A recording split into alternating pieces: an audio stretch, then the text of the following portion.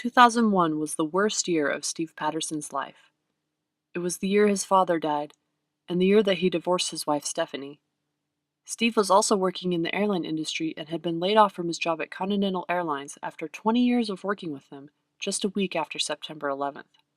As a joke, Steve throws in his excommunication from the LDS Church as yet another horrible event that shook his life that year.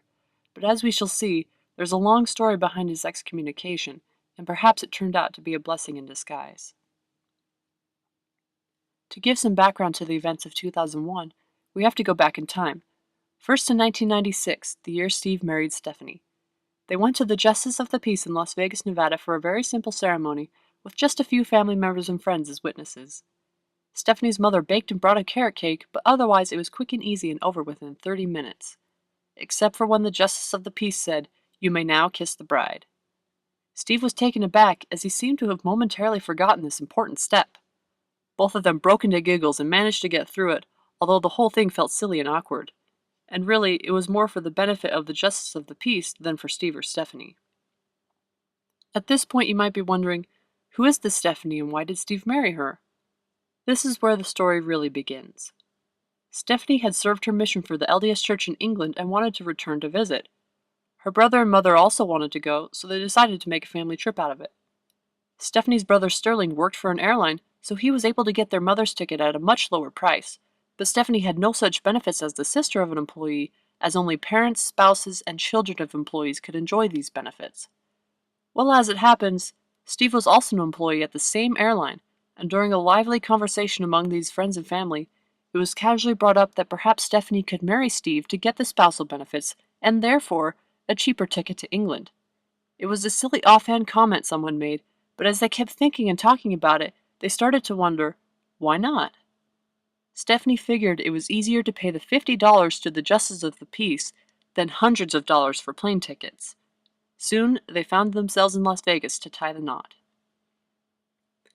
These situations probably happen more often than we realize, but marriage can be taken advantage of in several different ways, as we'll soon find out. But, I must confess, I've been holding out on you. There's something more to this story than just cheap plane tickets, although in the beginning that's what prompted me to delve deeper. You see, Stephanie is my aunt and Sterling is my uncle. And Steve wasn't just a friend working at the same airline company. He's Sterling's partner, and had been for 13 years at the time of the marriage. Oh, and my Aunt Stephanie is also gay, just so you know. Strangely enough, Steve and Stephanie never thought beyond the trip to England as far as their marriage went. That was the sole reason behind their decision. But after a while, Steve started to wonder, well, should we be doing our taxes together? All the other benefits that came along with their marriage were afterthoughts, but they decided in the end that things like taxes were more trouble than they were worth, since they didn't even live in the same state. Steve and Sterling were living in Salt Lake, and Stephanie and her partner at the time were living in Las Vegas. They were carrying out their own separate lives without giving much consideration to the fact that they were indeed married. But for some family members, the marriage signified a lot. Without naming names, there was a member in the family who felt that lesbian Stephanie marrying a man, whether that man was gay or not, more or less proved her as straight and normal. It also helped to explain Steve's position in the family. It was easier to present Steve as Stephanie's husband rather than Sterling's partner. But that was only one case, as the rest of the family didn't mind at all. Steve had already been a part of the family for years and had gotten very close to everyone, and for the most part it was, as we might say, a non-issue. As for the divorce, it happened shortly after September 11th, 2001, when Steve was laid off. All of a sudden, Steve was paying $800 to Cobra when his unemployment was only $600. A few years earlier, Sterling's company started offering benefits for same-sex couples, so that was when Steve and Stephanie decided to get divorced, so that Steve could claim Sterling as his partner and get his insurance benefits. Since Stephanie took care of everything for the marriage, she ended up taking care of everything for the divorce as well.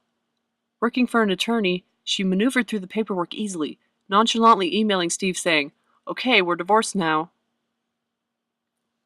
Although it began and ended with absolutely no fanfare, Steve still felt a bit of sadness when it was over.